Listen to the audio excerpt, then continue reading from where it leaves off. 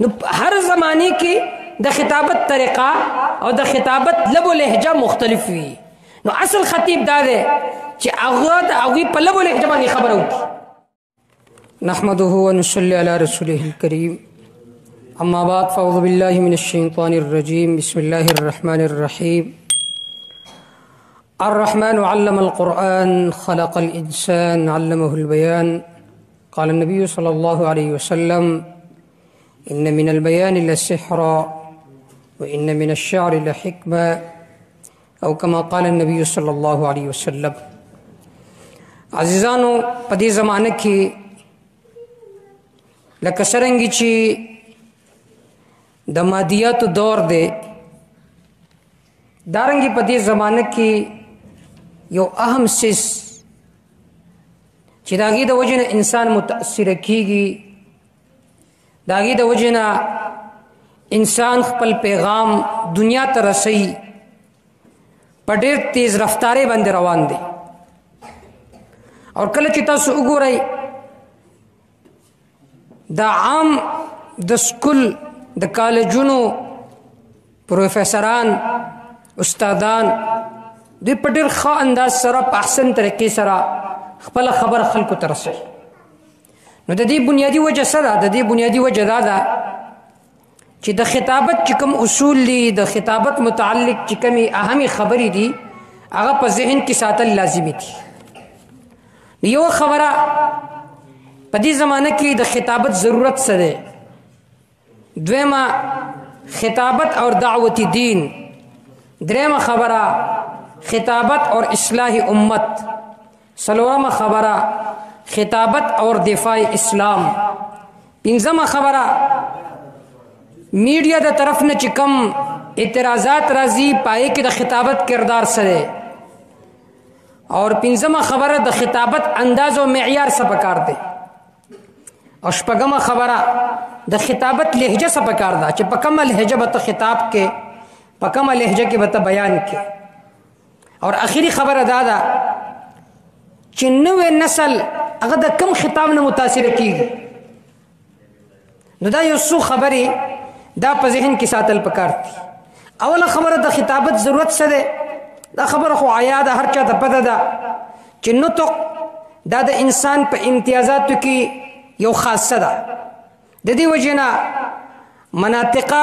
هغوی انسان ته حیواني ناطق وایي. حیواني ناطق مطلب دا ده چې دا د نورو حیواناتو نه ممتاز ده په صفت د نطق سره. اور دا د الله تعالی یو عظیم نعمت دی چې الله انسان له قوت ګویایي ورکړله چې د هغه په زړه کې څه خبرې وي هغه د هغې اظهار کوي، بیا په مختلف طریقو سره، په مختلف مدارجو سره، په مختلف جهاتو سره هغه چې خپل هغه نظریه عوام وړاندې مخې ته کي. نو دې ته خطابت ویلی شي، دې ته بیان ویلی شي. خطابت د دین چې کوم نورې شعبې دي لکه څرنګه چې هغه ضروري دي دارنګې خطابت هم ډېر ضروري شي. د دې وجې نه الله رب العزت چې موسی علیه السلام لیږو چې لاړ شه اور فرعون ته مسئله بیانه کا، نو موسی علیه السلام فرمایل چې ما سره زما رور ولیږه ځکه هو افصح مني لسانا، هغه د ژبې په اعتبار سره ډېر فصیحه دی، خبره چې کوي هغه د فصاحت او بلاغت نه ډکه وي. دې نه معلومیږي اهمیت د خطابت چې کله ته خپله خبره په ښایسته طریقې سره، په احسن طریقې سره عوامو وړاندې ذکر کوي نو د دې فایدې بې انتها ډېر دي. دې سره معاشره سمیږي. بله خبره بنیادي هغه دا ده چې د خطابت ضرورت څه دی په دین کې. نو دا زه په دریو حصو باندې تقسیموم. اوله حصه خطابت او دعوت دین. ګوره په مسلمان باندې لازم ده چې توحید د جناب رسول الله صلی الله علیه وسلم رسالت، د قرآن مجید عظمت هغه خلکو ته ورسوي، او د هغې دپاره اهم کردار چې ادا کېږي هغه په خطاب سره ادا کېږي. نن مصیبت دا دی چې زمونږ مسلمانان هغه د دې فریضې نه غافله دي. نجي طور باندې اگر چې توحید خلق بیانوي، رسالت بیانوي، لیکن سرکاری سطح باندې سرکاری سطح باندې 5 ارب نه زیات په دې دنیا کې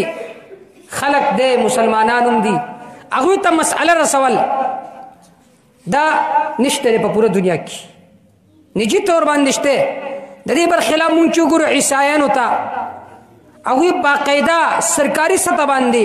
د هغوی تنظیمونه دي هغوی کارونه کوي او ډېر کسان هغوی مرتد کړو په خپل دې دعوت باندې او بل طرف ته مونږ خپل مسلمانان وګورو نو عالمي سطح باندې هغوی د دې کار نه بالکل غافله دي بلکې نجي طور باندې هر عالم د بل عالم ګریوان کې لاس اچولی دی دا سوچ نشته دا فکر نشته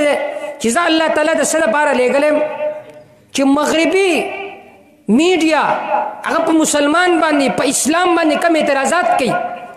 ما ته د هغې بالکل پته نشته او زه راغلی خپل مسلمان ورور د مسلمان عالم په ګریوان کې مې لاس اچولی دی هغه سره جګړې کوم نو سرکاري سطح باندې د دین اسلام دعوت رسول پدې کې اهم کردار هغه د خطابت د دې وجینا د دې زده کول او پدې کې ملکه حاصلول دا به انتها ډېر ضروری دي اور دویمه خبره خطابت اور اصلاح امت د امت اصلاح په موږ باندې فرض ده اگر چې تبلیغیان نجی طور باندې د دې لپاره کوششونه کوي لیکن عالمی طور باندې یو تنظیم جوړېدل پکار دی چې هغه باقاعده د دین اسلام دعوت خلکو ته ورسوي او درېیمه خبره خطابت اور دفاع اسلام په اسلام باندې چې کوم اعتراضات کیږي د هغې دفاع کول علمي طور باندې اور تحقیقي طور باندې مونږ باندې فرض دی چې د اسلام دفاع وکړو بیا د اسلام د دفاع چې دا په دوه حصو باندې زه تقسیموم یو عالمی سطح باندې کوم اعتراضات چې عالمی سطح باندې کیږي په مسلمانانو باندې په اسلام باندې د هغې دفاع کول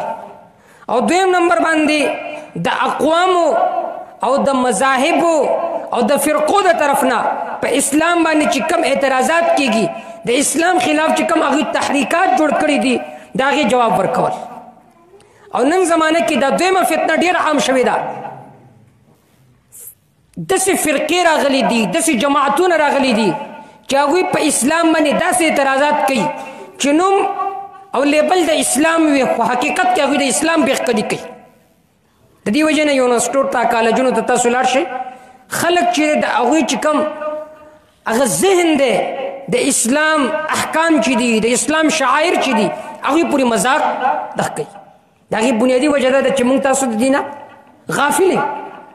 مونږ تاسو له پکار دي چې خپل د نوي نسل د هغوی د اصلاح کوشش وکړو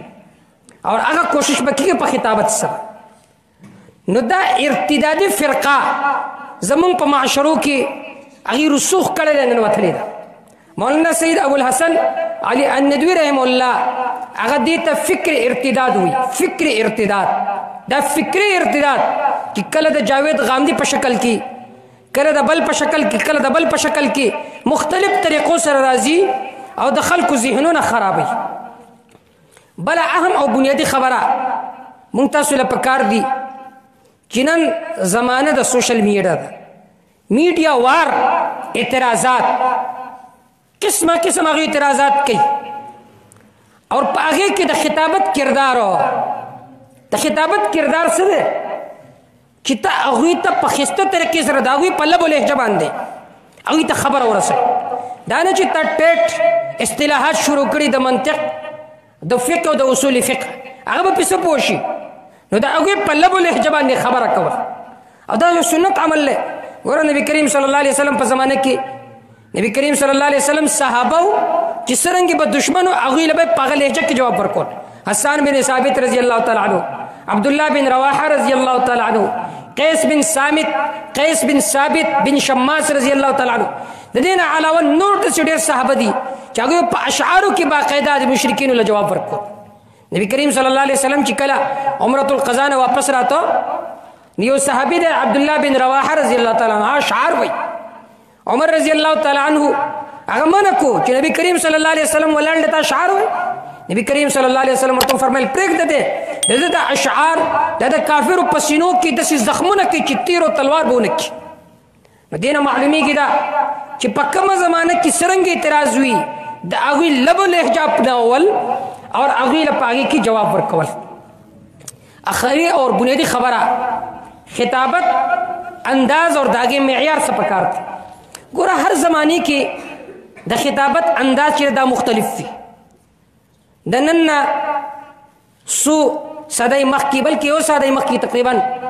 प खिताबत बंद राज का उनके अबुल कलाम आज़ाद रहमहुल्लाह दारंगी अल्लामा सैयद अताउल्लाह शाह बुखारी रहमहुल्लाह कि प घंटों घंटों बागा बयान कोल खलक बा नस्तड़ी खेदो यो आग ज़माना वा दारंगी तासु खपल किताबुना गोरे मुतनब्बी हुसामी मुतनब्बी शुआ दारंगी दनीन अलावा नूर किताबुना शु द अशआर द किताबुना नोस कतप अगलब लहजबान दे खल्क सरा बयान के नो खलक बपी न पुईगी नो हर ज़माने की द खिताबत तरीक़ा और द खिताबत लब लहजा मुख्तलिफ हुई नो असल खतीब दादे कि अगद अगी प लब लहजबान खबर होगी उसका जब इल्मी मसाइल बयानी और फ़िक़ही मसाइल बयानी नो खलक बे हैरान शी चिदे सोई मुमकिन मुसीबत दादे च कम अंदाज द फतवी हुई कम अंदाज द दर्स व तदरीस हुई अगर अंदाज मुंग प खिताबत की अपना हो हाल लरे द खिताबत अंदाज जुदा पकार दे खिताबत की ददेश खास खेल सातल पकार दे किस्ता मुखातब पयो खबर वाली पोश खतीब वही देता चास्ता प खबर पोश बस और बला आखिरी खबर बुनियादी अगदादा ची माँ शुरू की दा खबर ओकड़ा चिदा ज़माना ज़माना द मीडिया दा नंग ज़माना की गूगल शरीफ रावत दे और अगी एक अग किस्म तहकीकात द इंसान अकल हैरानी की उस तरह बयान शुरू की और आग पुखाने बयान शुरू की कि हर चाहता पता था नो कम आवाम चिनास हुई ताल्लुक़ मीडिया सर हुई आगे में बेताना मुतनफ़िर अगवी दी मुली सब तक बिल्कुल सब मालूम दे नो लिहाजा पकार दादी कि बयान अगम मुअस्सिर हुई चागम मालूमाती बयान की तदी वजह से कोशिश ताकुम मलगर होते कि खुतबा मुख्तसर पकार दा खुतबा मुख्तसर बयान सादे से पकार दे चाहे की मालूमात थी जन्नुम ना अलम डेर खतीबान दासी दी चाहे मशहूर दी पुख्तनों क्यों पर्दों क्यों दागी बुनियादी वजह सरा दागी बुनियादी वजह दादा चिदा अगुई अगर खिताब अगो मुज़य्यन हुई बदलाइल सरा और प मालूमात सरा दीदी वजह ना आवाम अगली को खई अब अगर खतीब चाहे घंटा तर्जुना लगी घंटा तरस लगी रब्बे शराले